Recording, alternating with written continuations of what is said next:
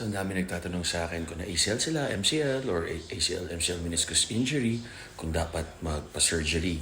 So, kung talagang in pain kayo, or gusto nyo na talagang madaliin, pwede naman kayo mag-surgery. Pero kung ako sa inyo, tanong nyo yung doctor nyo, tanong nyo yung therapist nyo, kasi baka madaan sa therapy, gumaling kayo. May mga klase kasi, grade 1, grade 2, grade 3 tear, grade 4 tear.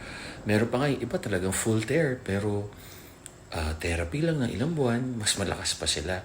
Yun yung mga swerte. Ako, ACL, MCL, meniscus, full tear, tapos nag-lock yung tuhod ko, hindi na siya madiretso na So, kailangan talaga operahan. Pero knowing me, mas gusto ko sana i-therapy kung nagagalaw ko lang. Kasi wala eh. So, yun. Tama kayo, mali ako. I'm not your doctor. Do what works for you.